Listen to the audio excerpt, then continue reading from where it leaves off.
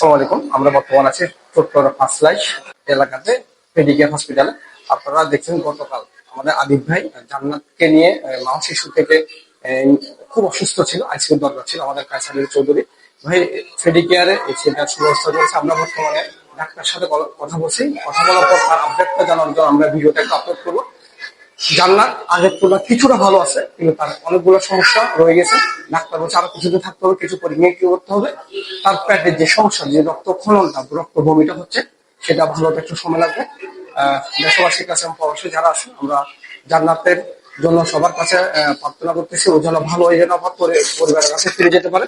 জান্নাতের বাবার কাছে জানতে চাইবো তার বর্তমান তার মেয়ের কি অবস্থা একটু। আসসালামু আলাইকুম রহমতুল্লাহি ওয়া বারাকাতুহু। আপনারা আমার মেয়ের জন্য একটু দোয়া করিয়েন, উনি খুব অসুস্থ। আপনারা যে যেখান থেকে দেখতেছেন আমার মেয়ের জন্য একটু আল্লাহর কাছে দোয়া করিবেন, আমি আর কিছু চাই না ভাই।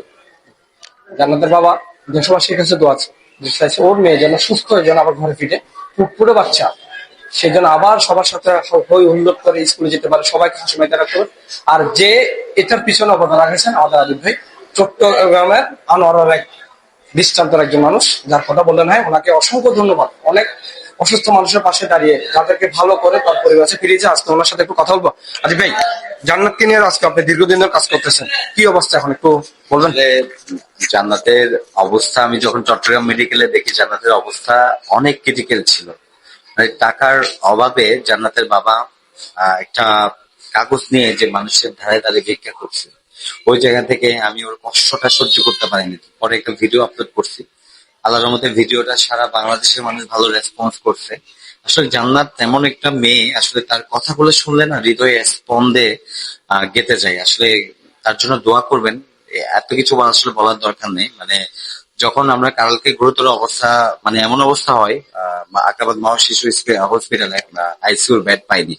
পরে হচ্ছে আমার প্রিয় টুটুল ভাই, মানবিক কাজ করে, টুটুল ভাইকে আমি বলছি যে ভাই এটা কি করেছে, এটা কোনোভাবে। পরে আমি ভাইয়াকে জানানোর পর ভাইয়া, আপনার নিশ্চয়ই জানেন যে কাউসার আলী ভাই চৌধুরী, ভাইয়া আসলে চট্টগ্রামের জন্য এক মানবিক দৃষ্টান্ত স্থাপন করছে।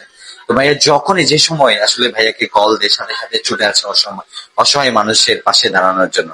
তো ভাইয়া যখন কল করছে, কাউন্সার ভাইয়া ছুটে আসছে, আমার সাথে যোগাযোগ করছে, এখানে যোগাযোগ করে হসপিটালে যোগাযোগ করে আইসিইউ বেড ম্যানেজ করেছে। তো আদিফ, টাকার কথা চিন্তা করো না, আগে বাচ্চাটাকে বাঁচাও যেভাবে করা যায়। পরে আমরা যখন সবকিছু ম্যানেজ করার পর আবার টুটুল ভাই কল দেয়।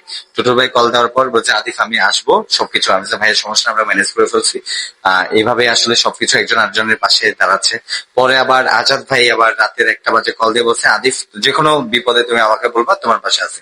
তো আমার কাছে আসলে এতটুকুই, সবার প্রতি সেলুট যারা মানবতার কাজ করে। সবাই আসলে অনেক ভালো মানুষ, মন থেকে কাজ করার চেষ্টা করে। তো জান্নাতের জন্য দোয়া করবেন দেশবাসী, যাতে জান্নাত আবার সুস্থ হয়ে স্বাভাবিক জীবনে ফিরতে পারে। আসসালামু আলাইকুম। জান্নাতের জন্য দোয়া করবেন, সেই জন্য আবার সুস্থ হয়ে আবার ঘরে ফিরতে পারেন। সবাই ভালো থাকবেন। আসসালামু আলাইকুম।